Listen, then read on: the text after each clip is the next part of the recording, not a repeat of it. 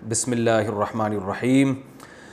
غیر حافظ لمبی رکعتیں کیسے پڑھے؟ محمد سرفراز صاحب کراچی سے پوچھتے ہیں، اگر ہمیں 10-12 صورتیں یاد ہوں اور ہم لمبے نفل پڑھنا چاہیں تو کیا ہم ایک رکعت میں ایک سے زیادہ صورتیں پڑھ سکتے ہیں؟ محمد سرفراز بھائی، آپ کا جذبہ بڑا اچھا ہے، لمبی رکعتیں آپ پڑھنا چاہتے ہیں، اللہ تعالیٰ قبول فرمائے۔ جی ہاں، ایک رکعت میں ایک سے زیادہ صورتیں بھی پڑھ سکتے ہیں، ایک ہی صورت کو کئی بار بھی پڑھ سکتے ہیں، چاہے جتنا چاہے پڑھتے رہیں، کوئی حرج نہیں ہے، انشاءاللہ ثواب ملے گا۔ 65 سال کی عمر میں عدت کا حکم۔ عبداللہ صاحب نے انڈیا سے پوچھا ہے، میری خالہ بھی عدت میں ہے، ان کی عمر 65 سال سے یعنی 65 سال سے اوپر ہے، کیا وہ عدت چھوڑ سکتی ہیں اور کسی شادی میں شریک ہو سکتی ہیں یا نہیں؟ جناب عبداللہ صاحب، بالکل جائز نہیں ہے، حرام ہے، نہ وہ جنازے میں جا سکتی ہیں نہ وہ شادی میں جا سکتی ہیں۔ عدت گھر کے اندر پوری کرنا ضروری ہے، چاہے عمر 65 سال ہو یا 95 سال ہو، اس سے کوئی فرق نہیں پڑتا۔ وہ گھر نہیں چھوڑ سکتی، گھر وہ صرف عدت پوری ہونے کے بعد ہی وہاں سے کہیں جا سکتی ہیں، اس سے پہلے نہیں جا سکتی۔ تہجد کے بعد کچھ دیر سونا کیا سنت ہے؟ راشد صاحب لاہور سے پوچھتے ہیں، جب ہم تہجد کے لیے اٹھتے ہیں اور تہجد کے بعد تھوڑی دیر کے لیے لیٹ جاتے ہیں تو لیٹ جانا سنت ہے یا سو جانا سنت ہے، اور یہ سنت ہے یا نہیں، اس بارے میں رہنمائی فرمائیں۔ جی ہاں بھائی، سنت ہے۔ رسول اللہ صلی اللہ علیہ وسلم تہجد کی نماز کے بعد کچھ دیر ہلکی نیند لیا کرتے تھے، کیونکہ وہ وقت تھوڑا سا ہی ہوتا ہے، تو تھوڑی دیر آپ سویا کرتے تھے۔ جب حضرت بلال اذان کہتے تھے، فجر کا وقت داخل ہوتا تھا، تو نماز سے تھوڑی دیر پہلے آپ آرام فرمایا کرتے تھے۔ بینک کے ملازم کے ہاں ٹیوشن پڑھانا، اگر کوئی بینک میں کام کرتا ہو تو کیا اس کے ہاں ٹیوشن پڑھا سکتے ہیں اور اس سے ٹیوشن پڑھانے کی اجرت لے سکتے ہیں؟ بلال صاحب ابو ظہبی سے۔ دیکھیے، بینک میں اگر کوئی جاب کرتا ہے اور بینک بھی سودی ہے، اسلامک بینک نہیں ہے، اور سودی بینک میں جاب بھی ایسی کر رہا ہے جس میں سود میں انوالو ہونا پڑتا ہے، سودی معاملے کو لکھنا پڑتا ہے یا اس پہ گواہ بننا پڑتا ہے، اس طرح کی کوئی ہے جس میں انوالومنٹ ہو، تو ایسی شخص کی اجرت حرام ہے۔ تو آپ ان کے بچوں کو جب ٹیوشن پڑھائیں گے تو ظاہر ہے اپنی تنخواہ سے ہی آپ کو وہ فیس دیں گے، تو اس لیے آپ کے لیے وہ فیس لینا جائز نہیں ہوگا۔ ہاں، اگر وہ تنخواہ کے علاوہ کوئی اور بھی ارننگ ہے ان کی، اس سے آپ کی فیس ادا کرتے ہیں تو پھر جائز ہے۔ کیا آن لائن کلکنگ کی جاب جائز ہے؟ آن لائن کلکنگ کی جو جاب آتی ہے، ایڈز پر کلک کر کے پیسے کمائے جاتے ہیں، کیا یہ کمائی حلال ہے یا حرام؟ اسلم صاحب راولپنڈی سے۔ میرا خیال ہے آپ کا ایسا نہیں ہو رہا، لیکن بہرحال اگر ہو بھی رہا ہے تو یہ جائز نہیں ہے، کیونکہ یہ شو کرتے ہیں کہ یہ فیک، یعنی یہ جتنے لوگوں نے ایڈورٹائز دیکھا ہے نا، ان کی حقیقی عدد شو نہیں کر رہا ہوتا، بلکہ مختلف آئی ڈیز سے آپ نے کلک کیا تو اس سے گوگل کو بھی نقصان ہوتا ہے، کمپنیوں کو بھی نقصان ہوتا ہے، تو اس لیے یہ جائز نہیں ہے، یعنی یہ فیک تعداد شو ہو رہی ہوتی ہے، اس میں یہ دھوکہ ہے۔ کیا وبا کی وجہ سے چیزیں اسٹور کر سکتے ہیں؟ آج کل وبا کی وجہ سے لوگ گھروں پر ضرورت سے زائد چیزیں جو جمع کر رہے ہیں، کیا یہ شرعی لحاظ سے صحیح ہے یا نہیں؟ شیخ سعید صاحب کراچی سے پوچھتے ہیں۔ دیکھیے، ذخیرہ اندوزی جب ناجائز ہے اس وقت حرام ہے جب اس سے لوگوں کو نقصان پہنچنے کا اندیشہ ہو، تو اتنی چیزیں اسٹور کر لینا کہ جس کے بارے میں آپ کا خیال یہ ہے کہ عام پبلک کو نقصان نہیں ہوگا۔ مثال کے طور پر آپ نے اتنا آٹا گوداموں میں بھر لیا کہ اب عام آدمی کو آٹا ہی نہیں مل رہا، تو یہ بالکل حرام ہے، ناجائز ہے۔ لیکن اگر آپ نے 2-3 مہینے کا راشن گھر میں اکٹھا کر لیا ہے اور اس میں آپ کو یہ خطرہ ہے کہ دکانوں سے یہ مال ختم نہیں ہوگا، لوگوں کے لیے دکانوں پہ اویلیبل ہوگی یہ چیز، تو پھر یہ ذخیرہ اندوزی جائز ہے اتنی، یعنی یہ خود فیصلہ کریں یا ماہرین سے پوچھ لیں کہ بھئی کتنا اسٹور اگر لوگ کریں گے 2 مہینے 3 مہینے کا، تو عام آدمی پر قوت خرید پہ اثر نہیں پڑے گا اس کی، تو یہ ماہرین سے پوچھا جا سکتا ہے۔ جو یعنی اصل چیز جس کو فوکس کرنا ہے وہ یہ ہے کہ لوگوں کو نقصان پہنچانا، اتنا نقصان کہ جو ضروری اشیاء ہے نا، لوگوں کی روزمرہ کے استعمال کی چیزیں جن پر زندگی موقوف ہے، وہ چیزیں ایک عام آدمی کی دسترس سے باہر نہ ہو جائیں، بس یہ نقصان لوگوں کو نہیں ہونا چاہیے۔ نمازی کے کتنا آگے سے گزر سکتے ہیں؟ نمازی کے آگے سے کتنے فاصلے سے گزر سکتے ہیں؟ انس دیوبند سے 3 صفیں اور 2 صفوں کا بھی بعض حضرات نے قول کیا ہے، تو احتیاط 3 صفوں میں ہے، بہت مجبوری ہو تو 2 صفوں کے آگے سے بھی گزرنے کی گنجائش ہے۔ وصیت پر عمل کرنے کا شرعی حکم، کیا وصیت پر عمل کرنا فرض ہے؟ محمد انس سہارنپور سے، جی ہاں، میت نے اگر کوئی وصیت کی ہو اور وہ وصیت خلاف شرع نہ ہو تو اس پر عمل کرنا واجب ہے۔ جیسے میت نے وصیت کر دی کہ میرے مال میں سے اتنے پیسے فلاں کو دے دینا، صدقہ کر دینا، اور تو یہ بالکل جائز ہے 1/3 کے اندر۔ لیکن اگر میت نے وارثوں کے لیے وصیت کی ہے کہ میں اتنا وراثت چھوڑ کے جا رہا ہوں یا جا رہی ہوں اور میرے اتنے پیسے میرے بیٹے کو دے دینا یا میری فلاں کی بیٹی کو دے دینا، تو یہ وصیت شرعاً حرام ہے، ناجائز ہے، اس لیے کہ رسول اللہ صلی اللہ علیہ وسلم نے فرمایا لا وصیت لوارث، وارث کے لیے وصیت جائز نہیں ہے، کیونکہ اللہ نے ان کے حصے پہلے سے متعین کر دیے ہیں۔ تو یہ جو آج کل والدین وصیت کرتے ہیں نا، میرے مرنے کے بعد میری بیٹی کو اتنے پیسے دے دینا، فلاں مکان میرے فلاں بیٹے کو دے دینا، یہ بالکل کالعدم ہے، اس پر عمل جائز نہیں ہے، بلکہ شرعی حصہ ہے وہی ملے گا۔ اور بعض وصیتیں ایسی ہوتی ہیں جو نہ تو یعنی ایسی ہوتی ہیں کہ حرام تو نہیں ہوتی لیکن ان پر بھی عمل لازم نہیں ہوتا۔ جیسے کوئی وصیت کرے کہ اگر میں مر گیا تو فلاں شخص کو میری وصیت ہے کہ فلاں میرا جنازہ پڑھائے، تو اب فلاں پہ لازم نہیں ہے کہ وہ پڑھائے، اس کی مرضی ہے، پڑھا دے ٹھیک ہے، نہیں پڑھائے تو بھی ٹھیک ہے، یعنی ایک مباح کام ہے نا، کہ مال کے لحاظ سے تو ٹھیک ہے، باقی جو وصیتیں ہیں وہ وارث اگر عمل کر دیں تو ٹھیک ہے، نہیں کریں تو کوئی گناہ نہیں ہے۔ تو ایسے موقع پہ تفصیل علماء سے پوچھ لینی چاہیے، کسی نے کوئی وصیت کی ہو تو پھر وہ اسپیسیفک اس وصیت کو علماء کے سامنے رکھ کر پوچھنا چاہیے کہ یہ والی وصیت پر عمل ہم پر لازم ہے یا نہیں ہے، اس طرح سے۔ گانے فلمیں ڈاؤن لوڈ کرنے کی کمائی، گانے اور فلمیں ڈاؤن لوڈ کرنے کی کمائی کیسی ہے؟ جنید صاحب دیوبند سے پوچھتے ہیں، بالکل حرام ہے، ناجائز ہے۔ پیشانی پر ٹوپی ہو تو سجدہ نہیں ہوگا کیا ٹوپی اور پگڑی پر سجدہ کرنے سے نماز ادا نہیں ہوتی؟ محمد شمشیر انڈیا سے، ہو جاتی ہے بھائی، نماز ادا ہو جاتی ہے۔ مرنے سے پہلے اپنی قبر بنانے کا حکم، کیا مرنے سے پہلے اپنی قبر کھدوا سکتے ہیں یا اس جگہ کی نشاندہی کر سکتے ہیں جہاں قبر کھودی جائے؟ حسن جنید کراچی سے، جی کر سکتے ہیں، اگر آپ کو کسی خاص جگہ دفن ہونے کا شوق ہے تو وہ جگہ آپ بتا سکتے ہیں، بھائی یہاں پر مجھے دفنا دو۔ اب اس میں دو چیزیں ہیں، اگر وہ وقف کا قبرستان ہے تو پھر وارثوں پر یہ وصیت لازم نہیں ہے، اس لیے کہ وہ ان کی مرضی، جہاں وقف کا آپ کا اپنا، تو اپنی چیز میں تو انسان وصیت کر سکتا ہے نا، دوسروں کی چیزوں میں تو نہیں کر سکتا۔ تو وارثوں کو اگر جگہ مل گئی تو دفنا دیں، نہیں ملی تو نہ دفنائیں، کیونکہ وہ آپ کی اپنی پراپرٹی تو ہے نہیں۔ اور اگر آپ کی اپنی ذاتی زمین ہے اس میں آپ کہتے ہیں تو جو ہے آپ کا حق ہے کہ پھر آپ وصیت کر سکتے ہیں، کیونکہ اپنی زمین ہے آپ کی، تو وہ وہاں پہ، لیکن ویسے اس میں ایک بات یہ بھی ہے کہ وہ آپ کے مرتے ہی وہ تو وارثوں کی ہو جائے گی، آپ کی رہے گی نہیں۔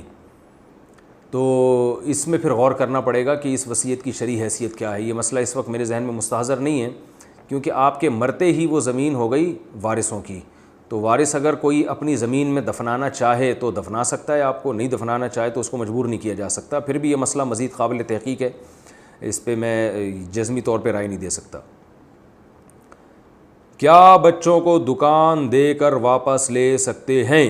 ہماری والدہ کی 2 دکانیں اور 2 فلیٹ ہیں، والدہ نے ایک دکان 2 بیٹوں کے نام کر دی اور 2 فلیٹ ایک بیٹی کو دے دیے، باقی ایک دکان بچی، وہ والدہ نے دوسرے بیٹوں کو زبانی کہہ دیا تھا کہ وہ تمہاری ہیں۔ اب والدہ چاہتی ہیں کہ میں ان 2 بیٹوں کو نہ دوں، ان سے واپس لے لوں، ان دونوں بیٹوں کا والدہ سے اچھا سلوک نہیں ہے، اس بارے میں شریعت کیا کہتی ہے؟ ناصر صاحب حیدرآباد سے۔ دیکھیے، والدہ نے جو 2 دکانیں یا 2 فلیٹ بیٹوں کے نام کر دیں یا کسی بیٹی کو دے دیں تو صرف نام کر دینا کافی نہیں ہے، ہینڈ اوور کرنا ضروری ہے۔ ہینڈ اوور کا مطلب یہ ہوتا ہے کہ اس میں سارا سامان بھی بیٹوں کا ہو۔ والدہ کا اگر سامان اس میں رکھا ہوا ہے اس کا مطلب قبضہ ابھی تک والدہ کا ہے، اور جب تک قبضہ بیٹوں کو نہیں ملے گا یہ ملکیت ٹرانسفر نہیں ہوگی۔ تو والدہ نے اگر سامان سمیت وہ فلیٹ بیٹوں کو دے دی اور بیٹوں نے رہنا شروع کر دیا اس میں تو قبضہ ہو گیا، اور اگر سامان والدہ ہی کا پڑا ہوا تھا تو قبضہ نہیں ہوا، یہ اسٹل یہ ابھی تک یہ والدہ ہی کی ملکیت میں یہ چیزیں، تو اس لیے پھر والدہ واپس لے سکتی ہیں۔ لیکن اگر قبضہ بھی دے دیا تھا ان کو تو پھر یہ بیٹوں کی ملکیت میں ٹرانسفر ہو گیا ہے۔ اب اگر والدہ واپس مانگتی ہیں تو بیٹوں کی اخلاقی ذمہ داری ہے کہ وہ والدہ کو واپس کر دیں، اور جو ہے بہت بری حرکت ہے کہ ماں نے ایک چیز آپ کو گفٹ کی اور وہ مانگ رہی ہو اور آپ اس کو نہ دے رہے ہو، اور مانگنے کی بیس بھی مضبوط ہے کہ بچے نافرمان ہیں اس کے، تو بچوں پر لازم ہے، یعنی اخلاقی لحاظ سے یہ بچوں کا فریضہ ہے کہ وہ ماں کو واپس کر دیں، یا اپنا سلوک اتنا اچھا کر لیں ماں کے ساتھ کہ ماں وہ انہی کی ملکیت میں وہ چیزیں باقی چھوڑ دے۔ شطرنج کھیلنا کیسا ہے؟ شطرنج کھیلنا کیسا ہے؟ عابد فیصل آباد سے۔ شطرنج کھیلنا جائز نہیں ہے، کیونکہ دماغ جیسی اہم ترین چیز کو بلا وجہ تھکایا جاتا ہے۔ کھیل کا بنیادی مقصد یہ ہوتا ہے کہ دماغ فریش ہو تاکہ مفید کاموں میں استعمال ہو۔ جب کھیل ہی ایسا کھیلا جا رہا ہے کہ جو دماغ مفید کاموں میں استعمال کرنا تھا وہ دماغ اسی کھیل میں ہی استعمال ہو گیا اور کسی اور کام کے قابل نہیں بچا، جیسے کہ 2-3 گھنٹے کھیلتے ہی رہتے ہیں، تو پھر یہ لہو و لعب میں داخل ہے، اور اللہ نے اہل ایمان کی صفات بیان کی ہیں، وہ لغویات سے بچتے ہیں۔ تو وہ کھیل کھیلنا چاہیے جو آپ کی باڈی کے لیے، صحت کے لیے اچھا ہو۔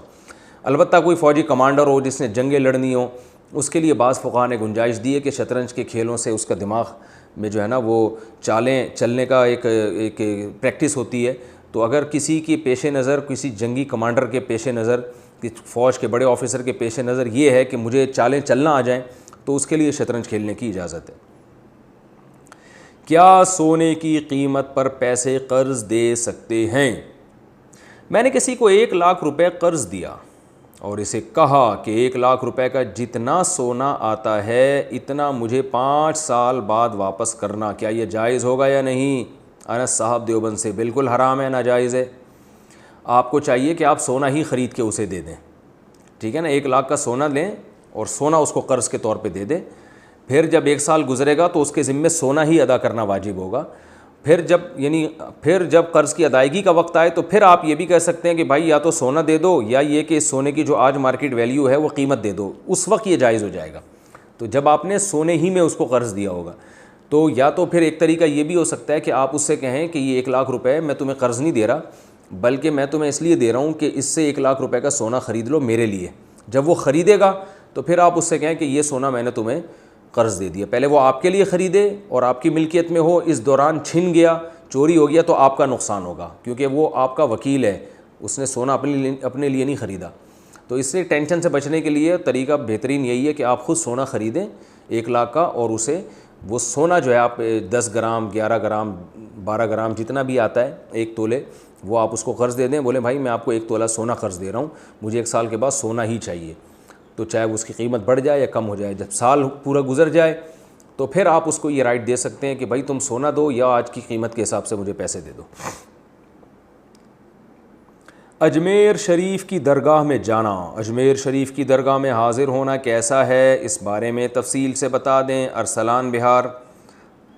دیکھیں، یہ بزرگوں کی قبر پہ جانا صرف آخرت کی یاد تازہ کرنے کے لیے یا میت کے لیے دعا کرنے کے لیے اس نیت سے جانا جائز ہے، اس کے علاوہ کسی بھی نیت سے جانا جائز نہیں ہے۔ آج کل جو یہ مزار بنے ہوئے ہیں انڈیا اور پاکستان میں، ان میں بہت ساری خرافات ہوتی ہیں، اس لیے ان مزاروں پہ جانے کو ہم ناجائز ہی کہتے ہیں۔ اس کی وجہ یہی ہے کہ اس سے بدعتیوں کی تائید ہوتی ہے، اور جو کچھ دھوم دھڑکا وہاں پہ ہو رہا ہے سب کو پتہ ہے۔ رسول اللہ صلی اللہ علیہ وسلم نے ارشاد فرمایا کہ اللہ یہود و نصارہ پہ لعنت کرے، وہ انبیاء کے دنیا سے جانے کے بعد ان کی قبروں کو میلہ گاہ بنا لیا کرتے تھے، عید گاہ، جیسے عید پہ میلے ٹھیلے ہوتے ہیں۔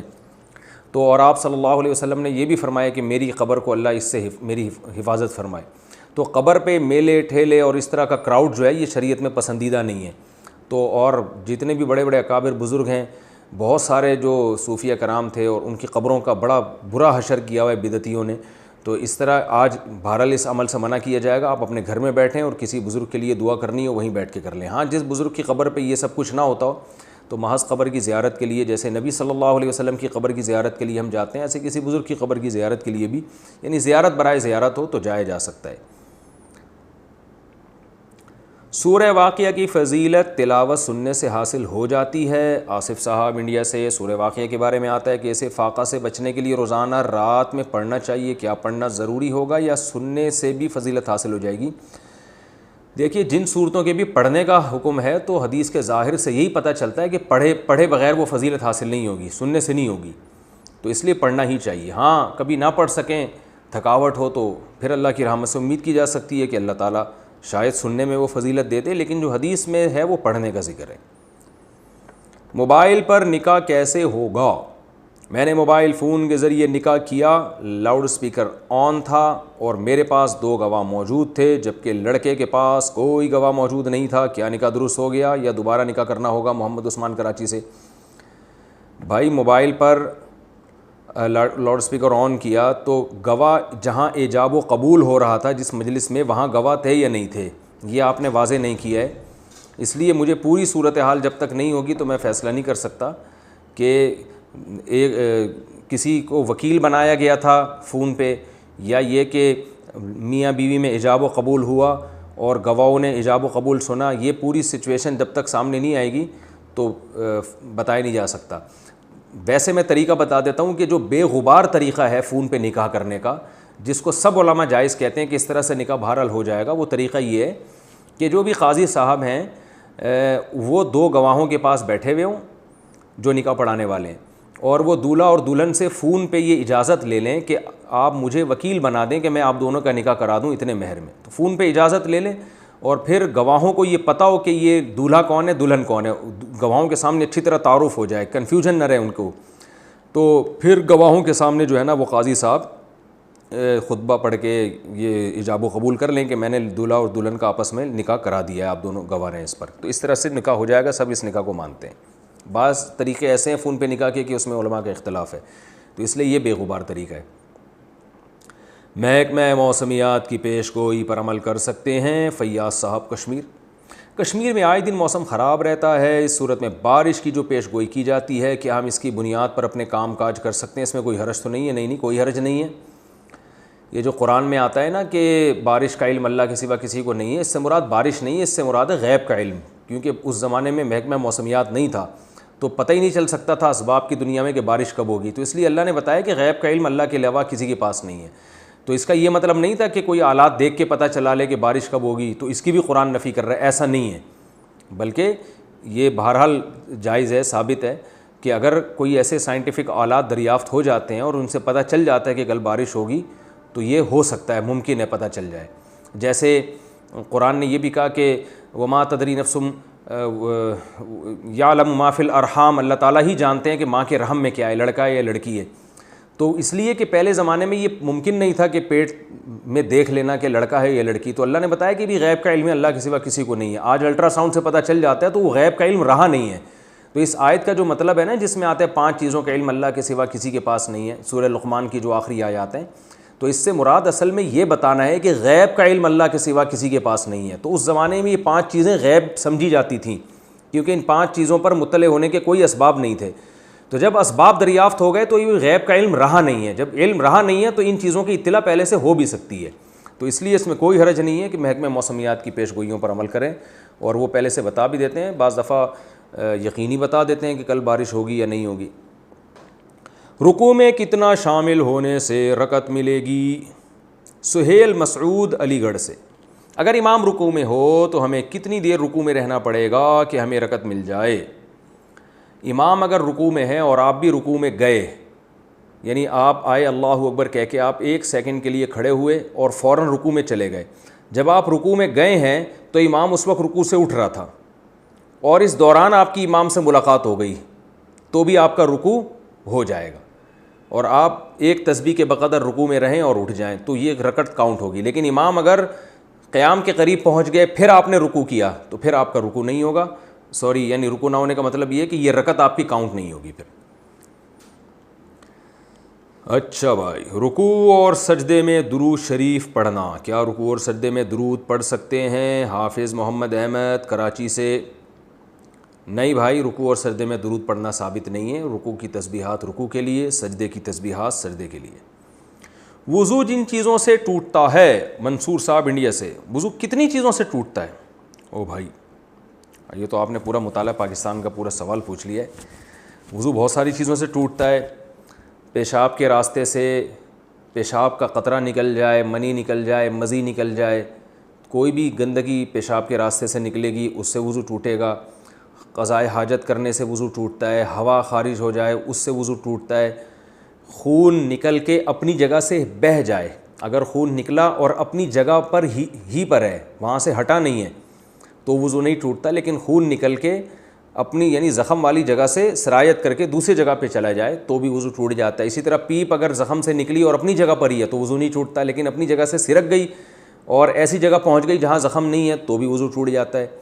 پٹی اگر آپ نے باندھی بھی ہے زخم کے اوپر تو پٹی کے اوپر جتنا بھی خون بہے گا اس سے وضو نہیں ٹوٹے گا، لیکن پٹی سے صاف جگہ پہ اگر وہ چلا جائے گا تو وضو ٹوٹ جائے گا. تو یعنی خون نکل کے بہہ جائے گا یا پیپ نکل کے بہہ جائے گی تو وضو ٹوٹے گا.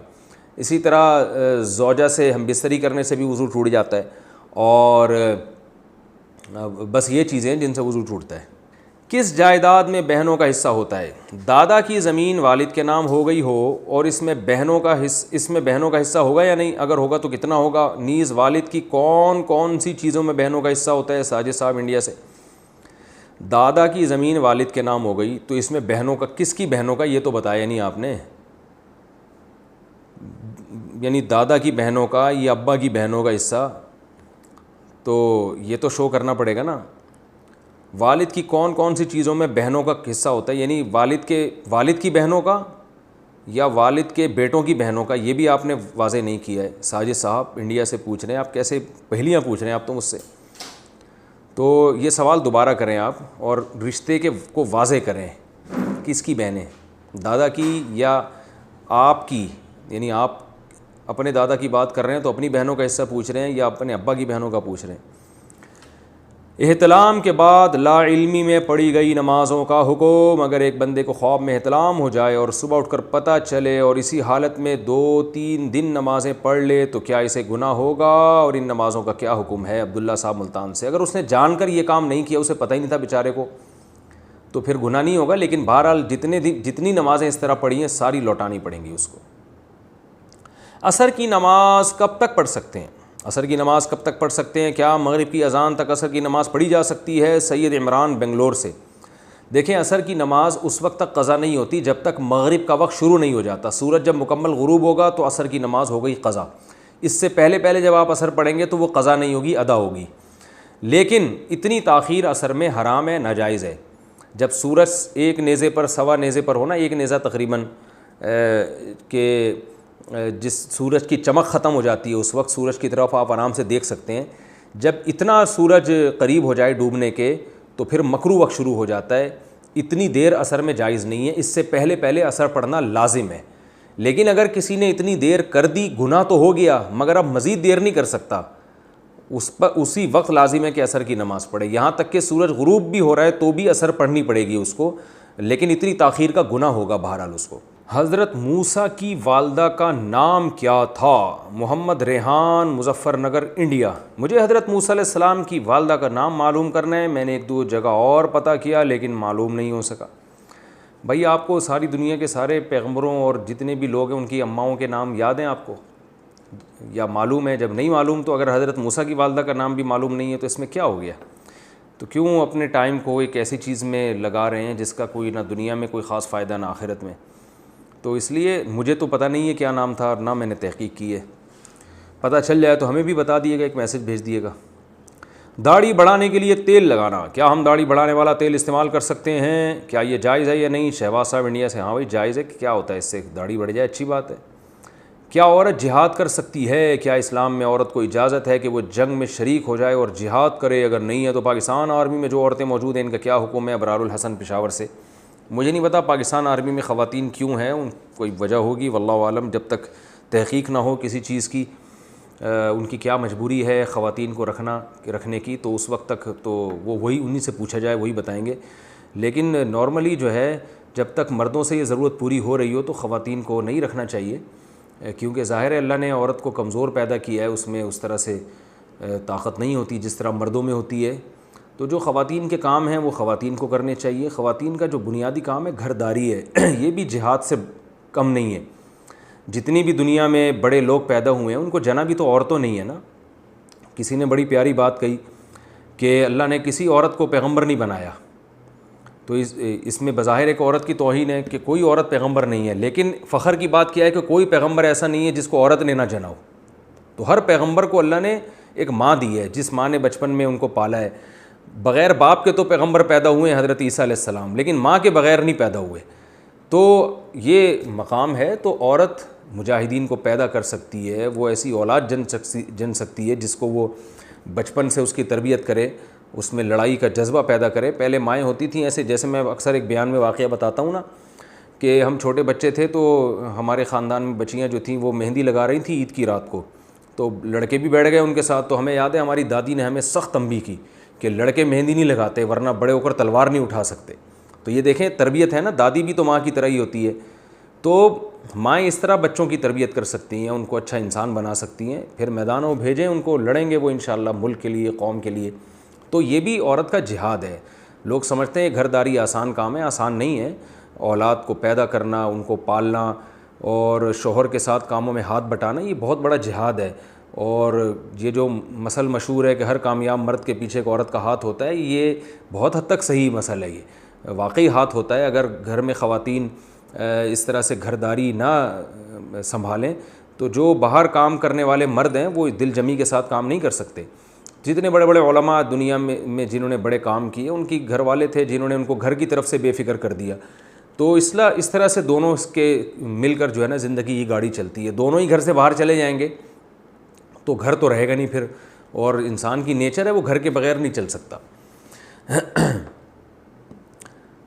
باقی یہ کہ اسلام میں ایسی خواتین بھی گزری ہیں جنہوں نے گھڑ سواری کی اور میدان جنگ میں بڑے کارنامے ان کے رہے ہیں. صحابیات میں بھی ایسی صحابیہ گزری ہیں جو بالکل مردوں کی طرح ڈھاٹا باندھ کے گئیں اور گھوڑے پہ سوار ہو کے بہت بہادری کے جوہر دکھائے. لوگ پہچان ہی نہیں سکے کہ یہ کوئی عورت ہیں. لیکن ایسے واقعات بہت کم ہیں اور ایک ضرورت کی بیس پر ایسا ہوا ہے. عمومی طور پر مسلمانوں میں مرد ہی میدان جنگ میں لڑتے رہے ہیں. اور آج بھی پوری دنیا میں آپ دیکھ لیں, آرمی میں خواتین ہوتی تو ہیں لیکن ان کا ریشو پوری دنیا میں بہت کم ہے. اکثر 99.9% مرد ہی ہوتے ہیں, امریکہ میں بھی, فرانس میں بھی, ہر جگہ دنیا میں. قضا نماز کس وقت نہیں پڑھ سکتے؟ کون کون سے اوقات میں قضا نماز نہیں پڑھ سکتے؟ ذیشان صاحب حافظ آباد سے پوچھتے ہیں. بھائی جو مکروہ وقت ہے سورج نکلتے ہوئے اور زوال کا وقت جب سورج بالکل سر پر ہوتا ہے, اور غروب آفتاب کا وقت یعنی سورج جب ایک نیزے پر ہوتا ہے, غروب ہونے کے قریب ہوتا ہے, تو یہ 3 وقت ایسے ہیں جن میں کوئی بھی نماز جائز نہیں ہے, یعنی قضا نماز اس میں جائز نہیں ہے. روزے میں ہم بستری کا کفارہ, کیا رمضان میں بیوی سے ہم بستری کرنے کا کفارہ 60 مسکینوں کو کھانا کھلانے سے ادا ہو جائے گا؟ عزیز الرحمن آسام سے. جی نہیں, 60 روزے رکھنا ضروری ہے. جو روزے رکھنے کی طاقت ہی نہ رکھتا ہو, جیسے کوئی بوڑھا ہے بہت, یا کوئی مستقل بیمار ہے جس کو یہ پتہ ہے کہ اب میں کبھی ٹھیک نہیں ہو سکتا, جیسے بعض شوگر کے پیشنٹ ایسے ہوتے ہیں جو یعنی اب زندگی بھر کے لیے مایوس ہو چکے ہوتے ہیں, ان کی شوگر لیول اس اسٹیج پہ ہوتا ہے, سردیوں میں بھی نہیں رکھ سکتے جب دن چھوٹے ہوں. تو جو پوری زندگی روزے رکھ ہی نہ سکے, اس کے جسم میں یہ طاقت ہی ختم ہو گئی ہو, تو اس کے لیے ہے کہ 60 روزے. ورنہ جب تک روزہ رکھنے کی طاقت جسم میں باڈی میں موجود ہے, آپ 60 روزے نہیں, 60 مسکینوں کو کھانا نہیں کھلا سکتے, آپ کو لگاتار 60 روزے رکھنے پڑیں گے. ٹانگوں سے معذور شخص کی امامت, میں پیروں سے معذور ہوں, بیٹھ کر نماز پڑھتا ہوں, کیا میں عورتوں کی امامت کرا سکتا ہوں؟ اخذر صاحب انڈیا سے. آپ مردوں کی امامت بھی کرا سکتے ہیں, خواتین کی بھی کرا سکتے ہیں. رسول اللہ صلی اللہ علیہ وسلم نے جو آخری وقت میں نمازیں پڑھائی ہیں بیٹھ کے پڑھائی ہیں, کیونکہ آپ صلی اللہ علیہ وسلم شدید بیمار ہو گئے تھے اور صحابہ نے آپ کے پیچھے کھڑے ہو کر نماز پڑھی ہے. رات میں پھل توڑنا کیا ممنوع ہے؟ کیا رات کے وقت پیڑوں کو توڑا جا سکتا ہے یا ان کی پتیوں یا پھل فروٹ کو توڑا جا سکتا ہے؟ کاشف علی اتر پردیش. جی ہاں, توڑا جا سکتا ہے, کوئی گناہ نہیں ہے اس میں.